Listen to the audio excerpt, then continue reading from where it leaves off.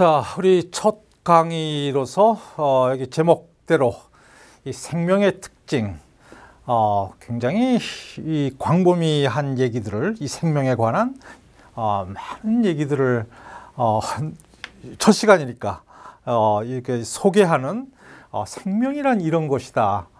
뭐 이렇게 해서 다양하게 생명이 되었다. 그래서 우리가 한 학기 동안 이런 생명을 공부할 것이고, 뭐 이런 식으로 우리가 이 소개하는 내용이 강의가 돼야 될 텐데, 실은 의외로 만만치가 않은 부분입니다. 왜냐하면 생명이라는 것이 정말 뭔가 간단하게 설명하기는 만만치가 않습니다. 우리 그럼에도 불구하고 이 긴 이번 학기 수업에 우리가 첫 번째 강의로서 이 생명이란 이런 것이다. 생명의 특징은 이런 것이고, 이런 특징을 가지고 있으면 생명이라고 할 수가 있고, 그래서 우리가 생명을 우리가 좀 알아가는, 생명을 정의하고 알아가는 이런 시작점이 되기를 바라면서 우리 강의를 시작을 합니다. 자, 우리 이 지구상에 정말 다양한 이 생명들이 있습니다. 자, 여기 정말 다양한데요.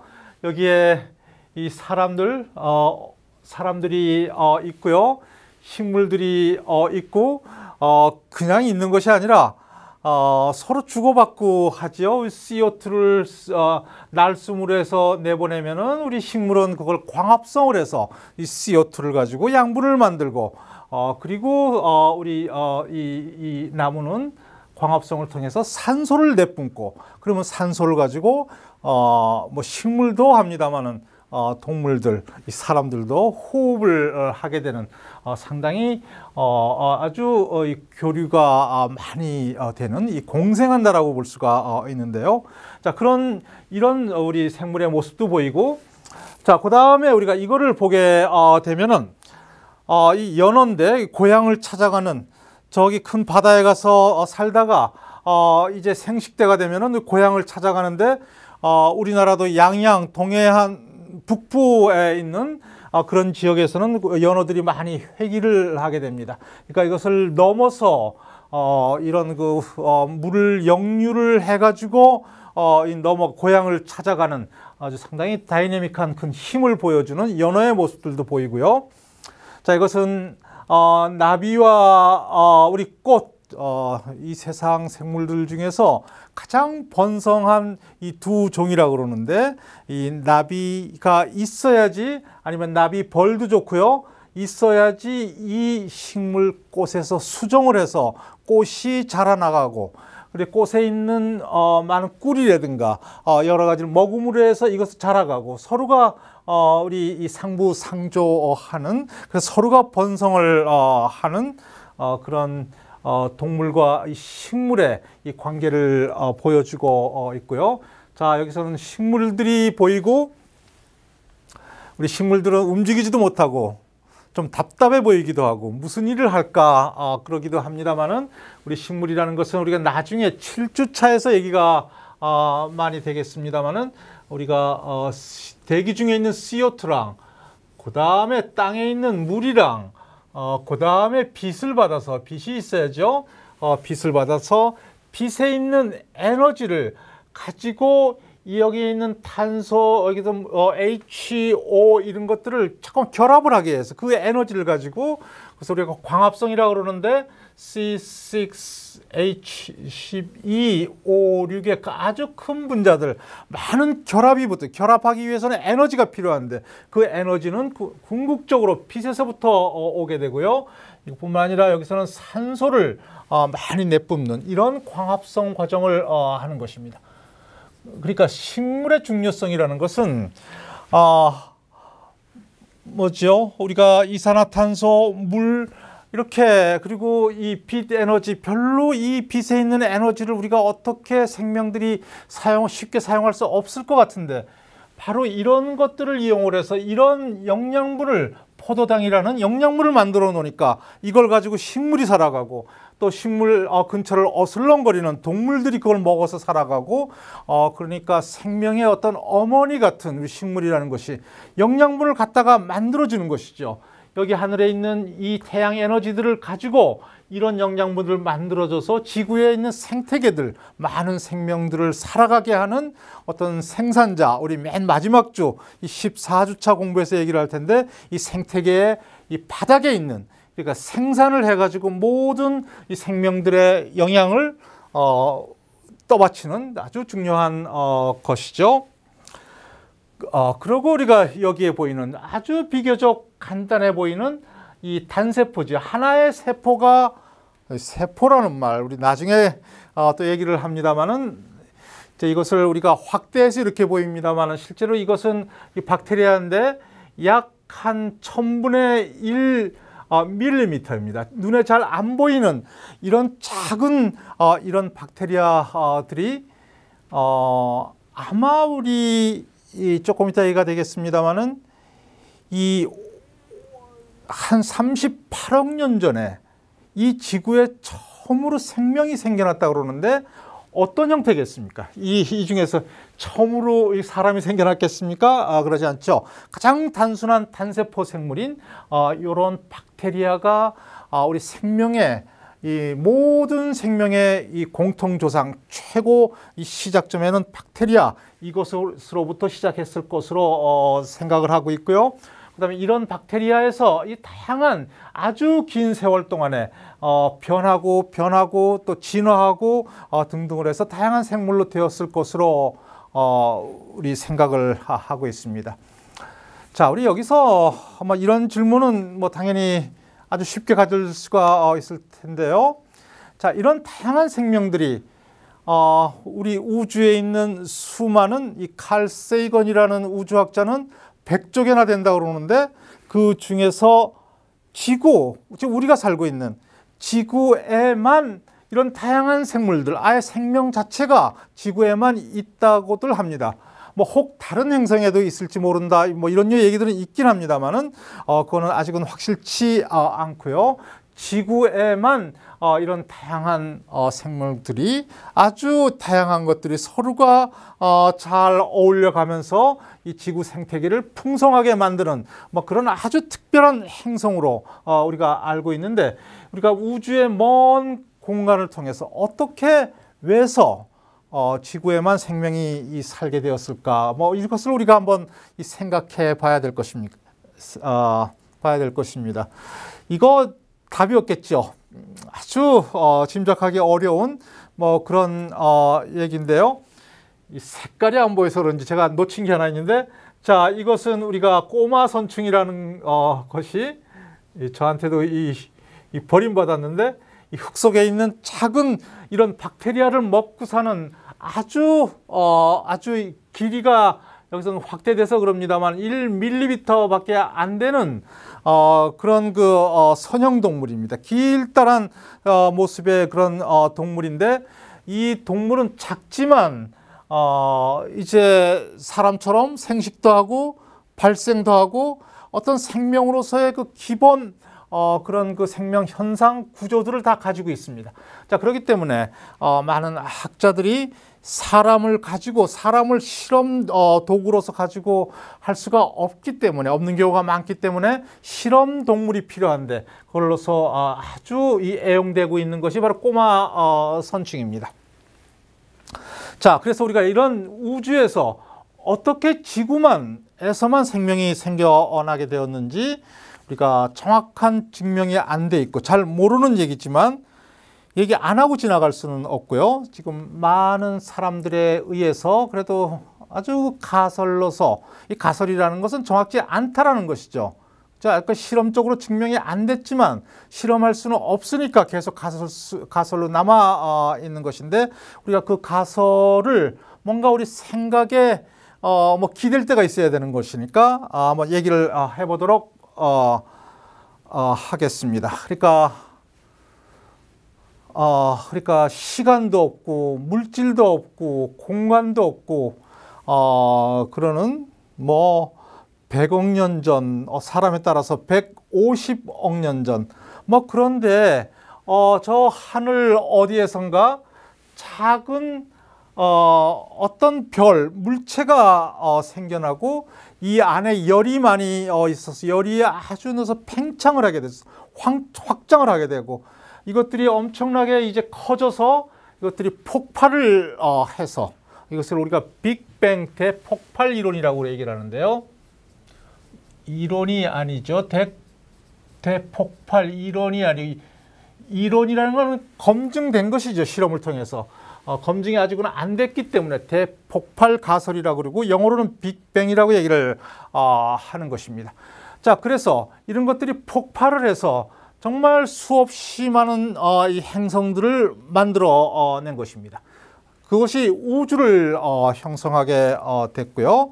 아까 잠깐 얘기했습니다만은 100조 개 정도나 되는 이런 이 별들이 행성들이 우주에 이렇게 산재되어 있는 것으로 칼 세이건이라는 그런 우주학자는 얘기를 하고 있습니다. 자, 그래서 이 빅뱅과 함께 이제 우주에 처음으로 어떤 소립자라는 것이 생겨났고요.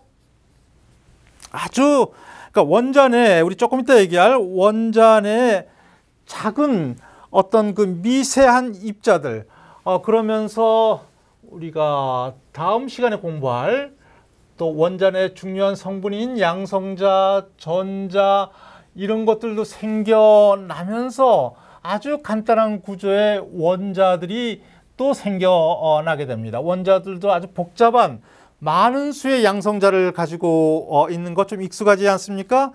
익숙하지 않으면 그냥 하여튼 다음 시간에는 조금 익숙해질 것입니다. 수소의 양성자가 하나뿐인 양성자가 두 개인 헬륨 이런 간단한 구조의 원소들이 이런 빅뱅과 함께 생겨났을 것으로 우리 짐작을 하고 있습니다.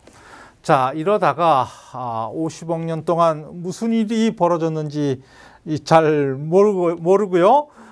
그러다가 그저 사람들 학자들 얘기에서는 우리 누가 얘기하면 많은 경우가 우리도 모르면 따라가는 수밖에 없습니다. 한 50억 년 전에 이 태양계라는 것이 형성이 됐다고 얘기를 합니다. 그러니까 태양이 어디선가 생기고요. 많은 열을 발산을 하는 이 태양이 생기고 태양 주위를 태양에 있는 인력을 따라서 멀리 이렇게 나가지 못하고 주위를 맴도는 이런 행성들이 수많은 행성들이 생겨났을 테고요. 우리가 이런 것들을 이 태양계라고 얘기를 하고 우리 지구는 이 중에 태양 주변을 맴돌고 있는 하나의 이 행성에 지나지가 않는 것입니다. 자, 그렇지만 지구는 태양 주위를 맴도니까 온도도 적당하게 있고요. 그 다음에 계절도 4개나 되고 그 다음에 물도 있고 여러 가지 조건이 이제 뭔가 지금 생명을 만들기 위해서 적합한 조건이 바로 지구가 갖추고 있는 것으로 우리가 짐작을 할 수가 있는 것입니다. 자, 그러면서 지구에서는 이제 수소, 아까 얘기했던 헬륨 이런 간단한 구조의 이 원자들이 이제 양성자가 많아져서 이제 양성자끼리 하나가 2개 되고 2개가 4개, 뭐 3개 양성자가 서로가 이 결합을 해야 되는데 이거 조금은 어려운 얘기인데 그냥 대충 여기서 이렇게 말을 합니다. 핵을 융합을 하는 이 핵이라는 것은 역시 다음 시간에 좀 정의를 할 텐데요. 이것이 융합을 해서 이제 조금은 복잡한 탄소, 산소, 뭐 이런 이런 종류의 다양한 종류의 원자들이 우리 이 지구상에 생겨나게 됐고 온도도 적당하고 물도 있고 서서히 분위기가 무르익어 가면서 이제 우리가 혹자는 이런 빅버스라는 말을 하는데요. 아주 엄청난 큰 탄생 이런 얘기인데 이 세포라는 것은 역시 다음 주 얘기가 나올 텐데요. 어떤 울타리 안에 생명 현상이 벌어지고 있는 어떤 기본 단위를 말하는 거죠. 이것이 지구 끝 어디에선가 만들어지고요. 이 과정이 굉장히 복잡했을 것입니다. 이 생명이 되기 위해서는 많은 물질들이 모여서 이 생명다운 생명이 지금 생명이 하는 많은 일들에 이 원조격인 그런 일들을 했을 텐데, 자, 그 과정은 정말 짐작하기 힘들 테고요. 이렇게 세포가 단세포가 하나의 생물이 되는 이것을 우리가 박테리아로 생각을 하고 있습니다. 그러니까 박테리아가 생명의 시초라고 볼 수가 있고요. 이 박테리아는 물속에 있는 H2O, 바다라든가 여기에 있는 이 수소가 가진 에너지를 먹고 우리 나중에 이 호흡할 때 자세히 얘기를 하겠습니다만은, 이 수소 원전은 참 이 에너지를 만드는데 아주 중요하게 사용을 합니다. 그래서 여기서 에너지를 끄집어내서 이 박테리아가 살아가는데, 이제 그게 좀 불편해서인지 이제 이렇게 살다가 이제 어느 시점에서는 이 광합성을 하는 박테리아가 생겨납니다. 광합성을 하는 박테리아가 생겨나서 이제 이 광합성 박테리아는 아까 이 식물이 하는 거랑 큰 차이가 나지 않습니다. 이제 CO2랑 주변에 물이 있고 아주 이거를 어떤 식으로 아주 기묘한 시스템을 통해 가지고 이것으로 영양분들을 만들어서 그리고 산소도 배출을 하고 지구상에 이제 산소가 만들어지기 시작을 했고요. 영양분들이 만들어졌고, 이거 전부 다 빛에서 오고, 이거 항상 있는 것이고, 이러다 보니까 안정되게 공급을 하게 됐고요. 이제 박테리아는 점점 늘어나게 되고, 이 지구상에는 영양분들이 들어오게 되고, 이 산소가 들어온다. 이 산소가 들어온다라는 얘기는 이제 나중에 얘기가 되겠습니다만, 이 산소 호흡을 하는 많은 에너지를 만들 수 있는 그런 기반이 서서히 무르익게 되는 것이고요. 그래서 그냥 박테리아가 광합성 박테리아로 되었다가 이제 광합성 박테리아는 광합성이든지 그냥 박테리아든지 이 박테리아는 이제 또 다른 변혁을 거치게 되는데요. 우리 첫 시간이니까 할 수 없이 지금 용어들이 많이 나오는데, 이 용어에 나와 있는 어려운 내용들은 나중에 다 반복이 되게 됩니다. 이것을 우리가 진핵 세포로 바뀌는 큰 변혁이 벌어지는데요. 이 세포 안에 핵이라는 게 있어서 아주 특별한 핵이라고 생기고 있는데, 이것을 우리 진핵세포라고 얘기합니다. 이런 진핵세포로 변하는 어떤 진화의 큰 변혁이 생기는데, 그러니까 지구 38억 년 전에 박테리아가 생겨서 그 다음에 광합성 박테리아가 생기고, 그래서 지구상에는 약 한 생긴 이래 20억 년 정도는 그래서 박테리아 세상입니다. 아무 생물이 없고 박테리아가 어슬렁어슬렁 걸어 다닐 수는 없겠습니다만은, 이 표면에 박테리아로만 쭉 있게 되다가 진핵세포가 생기면서 이제 원생동물, 또 다른 종류의 단세포 생물들이 생기다가 이런 것들이 이제 진화가 돼서 많이 변해서 이런 것들이 다세포 생물로 되고요. 그래서 궁극적으로는 이 식물과 약 한 10억 년 전으로 대략 얘기를 하는 것입니다.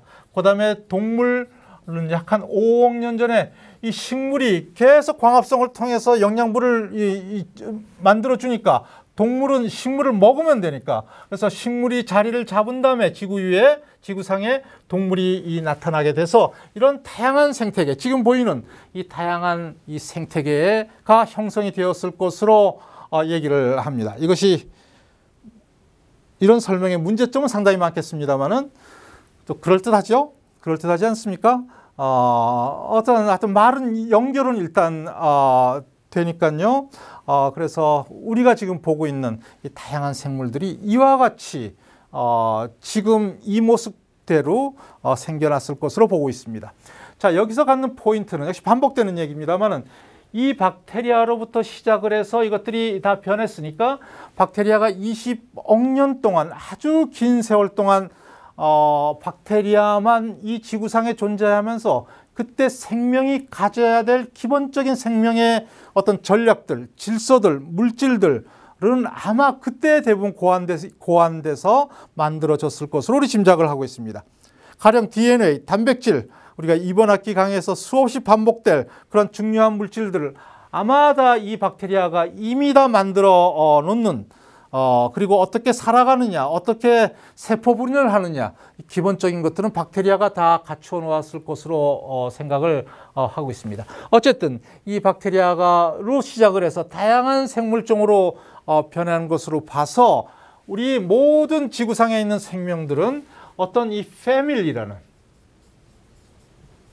한 가족, 크게 차이가 나지 않는다 라는 그런 개념이 성립이 되는 것입니다. 실제로는 그렇다라는 증거랑 그런 지식, 뭐 많은 얘기들이 뭐 수없이 많이 나서 지금 이것을 우리가 패밀리라고 얘기하는 것을 반박할 얘기들은 거의 없습니다. 우리 조금 이따 얘기할 우리 생명의 특징 보게 되면은 정말 너무나 묘하게도 우리가 만물의 영장이라고 얘기하는 우리 사람이랑 이 박테리아랑 아니면 저 나비, 뭐 저기 꼬마선충, 식물 모든 것들이 아주 공통된 생명의 특징을 가지고 있습니다. 생명이니까 같은 가족이니까 그런 특징들을 가지고 있는 것입니다. 자, 그래서 우리 이제 생명의 특징들을 하나씩 살펴가게 될 텐데요. 생명인 이상은 이런 성격이 가지고 있으면 그것은 생명이다.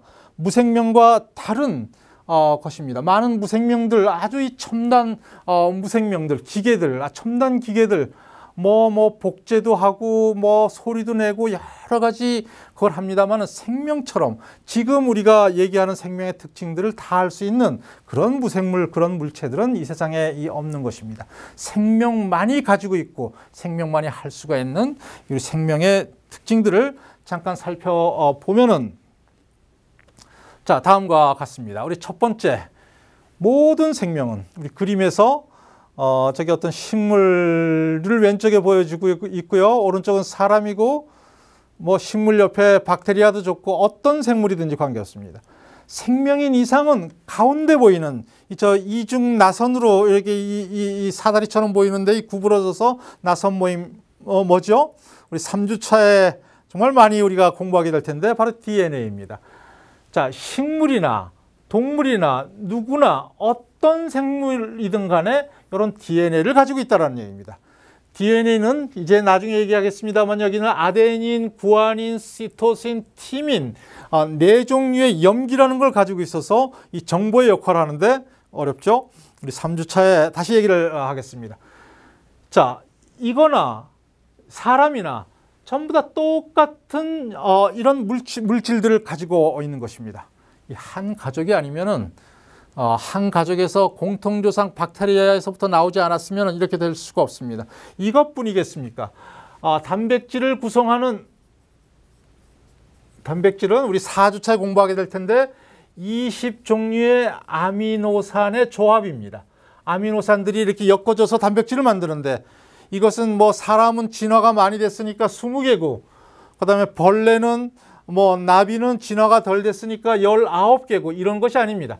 전부 다 생명인 이상 모두 이 20개 아미노산의 조합이 되는 엄청난 이 공통점, 이 질서, 그러지 않으면 안 되는 것입니다. 19개만 있어도 단백질을 만들어질 수가 없고 생명 자체가 유지가 될 수가 없는 어마어마한 이런 공통성을, 생명의 깊은 질서를 언제 이것이 고안이 됐는지, 누가 고안을 했는지 참 그 생각하면 상당히 묘한데요. 딱 정해져 있습니다. DNA, 단백질, 나중에 얘기할 탄수화물, 지질, 뭐 등등 이런 물질들은 생명이면 아주 공통적으로 만드는 제조법도 공통적이고 그거를 사용하는 법도 공통적이고 물론 생명에 따라서 조금씩은 다릅니다만은 이 근본 이런 이 중추적인 얘기들은 이 동일한 것입니다. 자, 우리가 이런 물질들을 가지고 세포를 만들고 생명 현상을 이루어가는 것만 해도 참 신비스럽죠. 이거 참 대단한 일인데요. 이 38억 년 동안에 무슨 일이 있었는지 그 안에 이런 것들이 다 질서를 갖춰줘서 그것만 해도 대단한데 우리 생명체라는 것은 어떤 생명체가 있으면 자기랑 크게 다르지 않는 또 다른 생명체를 만들어낼 수가 있습니다. 복제를 해서 생산을 하는 것이죠. 생식과 유전을 할 수가 있다라는 큰 특징을 가지고 있습니다. 생식하고 유전하고 박테리아도 세포 분열을 통해서 거기는 남녀 그런 개념은 없는 무성 생식이지만 역시 자식을 만들고요. 여기 식물이나 동물 이런 생식을 하는 원리는 뭐 강론에서는 많이 다릅니다만은 원리는 남녀를 가지고 그것이 수정을 해서 다음 세대를 만드는 뭐 이런 원리는 큰 차이가 안 나는 이 공통적인 이런 특징을 가지고 있는 것입니다. 생식과 유전을 해야지 어버이를 닮은 형질들이 자손 대대로 물려받아서 이 지구 생태계는 유지가 되는 것이죠.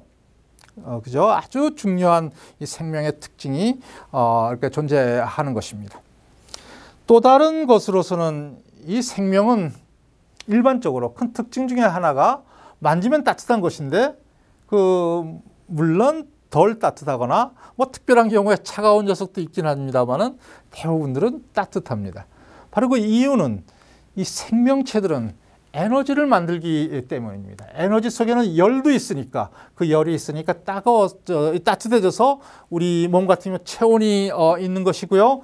이 아이가 있는 영양분을 광합성을 통해서 식물이 어떤 영양분들을 옥수수를 하는 데서 모아놓으니까 여기에 탄수화물, 지방, 단백질 이런 영양분들이 여기에 모아있고 얘가 그걸 먹음으로 해서 바로 그 영양소 안에 이 옥수수 안에 있는 영양소를 얘가 먹어서 그 안에 있는 에너지를 가지고 얘는 살아가고 소리도 치고 울고 그런 일을 할 수가 있는 것이죠. 영양소를 소화를 시켜서 정말 많은 일들을 해낼 수가 있는 것입니다. 모든 생명체들이 바로 우리가 모든 기계들이 우리가 배터리가 있어야 되는 것처럼 생명들도 에너지를 만들어내는데요. 정말 우리가 나중에 6주차에 다시 얘기를 한 일단 이런 식을 조금 어렵습니다만은 대충만 얘기 들어보면 됩니다. 아데닌이라는 특별한 분자가 여기에 이런 탄소 리보스당이라는데 이런 데 붙어 있고요. 그 다음에 여기 인이 세 분자가 인산이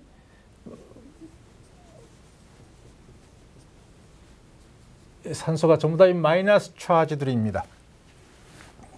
자, 이것은 나중에 반복합니다. 6주차에서 자, 여기가 마이너스니까 이 마이너스끼는 서로 배척하려고 그러겠죠. 이 배척함을 이기면서 요 세 번째 요 인산을 여기다가 결합합니다. 그러니까 에너지를 가지고 옥수수에 있는 숨어 있는 에너지를 가지고 요거랑 힘을 줘서 결합을 시킵니다. 이 배척함에도 불구하고 그거를 이겨가면서 만들어 놓습니다. 이것이 바로 ATP라는 것이고요. 나중에 다시 얘기합니다. 아데닌 트라이포스페이트, 인산부 부위가 3개가 있는 이것은 아주 소형 분자 배터리라고 얘기를 할 수가 있는데요. 여기서는 에너지가 바로 여기에 담겨 있죠. 여기에 담겨 있어서 이거를 가지고 움직여 다니다가 지금 어떤 새가 날갯짓을 해가지고 멀리 이동을 하게 되면은 바로 날갯짓에서 바로 이런 ATP를 에서 요거를 떼어내면 여기 숨어있던 에너지를 가지고 날갯짓을 하게 되는 것입니다. 자, 이런 원리가 정말 모든 생명체에서 사람과 식물과 동물과 연어랑 박테리아랑 참 얼마나 우리 모든 생명체들은 일체감이 겉으로는 다양해 보입니다만 속으로 들어가면 아주 엄격한 이 일체성을 가지고 있는 생명의 특징을 가지고 있다는 것입니다. 뭐 이것뿐이겠습니까? 자극, 주변에서 자기가 자극을 하면 반응하는 특징을 갖고 있고요. 이 아이 같은 경우는 뭘 보고 그랬는지 몰라도 이렇게 놀랍니다. 이 놀라기 위해서는 바깥에서 본 것이 뇌로 들어가서 뇌로서 뭐를 봤다라는 것이 해석이 되고 그러다 보니까 눈에 있는 근육에다가 신호가 빨리 가서 저렇게 동그랗게 떠서 깜짝 놀라는 모습을 바깥에서 보여주고 그리고 뭐 몸을 어떻게 비틀대거나 움직여가는 실시간으로 이런 반응을 벌어지는 그런 일을 할 수가 있는 거죠. 그래서 사람이니까 그렇게 특별한 일을 하는 것이 아니라 모든 생명체는 이렇게 반응할 수가 있는 것입니다. 여기에 박테리아가 이렇게 크지 않은데 이런 박테리아가 있으면 맛있는 좋아하는 물질이 여기 포도당이라는 게 있으면 이 다가가고 여기 싫어하는 물질이 나타나게 되면 반대로 가게 됩니다. 이 박테리아가 반응을 하는 것입니다. 주변 환경을 인식을 해서 거기에 적합한 반응을 하는 것입니다. 더운 날에는 땀을 흘리고 뭐 등등 식물도 마찬가지입니다. 반응을 안 하는 것 같습니다만은 뭐 벌레가 침입하면은 그 식물 내부에서 어떤 특별한 화학 물질을 만들어서 그거를 내뿜음으로 해서 내가 지금 공격당했다. 그런 신호를 주변에 있는 식물들한테 인지시키고 뭐 그런 반응들을 하게 되는 아주 놀라운 특징들을 공통적으로 가지고 있는 것입니다. 자, 그 다음에 환경에 적응하고 진화하는 특징도 가지고 있고요. 이건 우리가 다음 시간에 좀 자세하게 얘기를 하도록 하겠습니다. 환경이 나쁘면 그 나쁜 환경에 적응해서 살아가려고 하는 그런 힘이 가지고 있고요. 그러면서 진화를 해서 조금씩 좋은 새로운 형질로 만들어주게 되고 그다음에 새로운 종으로 발전이 되는 그런 진화가 되기도 하는 것이고요. 우리가 이 분야는 다음 장에서 더 깊게 살펴볼 것이고요. 자, 그 다음에 우리 지금까지 이거 외에도 몇 가지 특징들이 있습니다만 지금까지 얘기한 것만 보더라도 이게 모든 생명이 이런 아주 신비스러운 그런 이 작전들이 숨어 있는 것이죠. 아주 이제 공통된 물질을 가지고 공통된 어떤 그 기작들을 가지고 여러 생명 현상을 할 수가 있는 그런 특징을 가지고 있습니다. 저는 그런 것들이 뭐 함부로 아무 곳에서나 벌어질 수가 있겠습니까?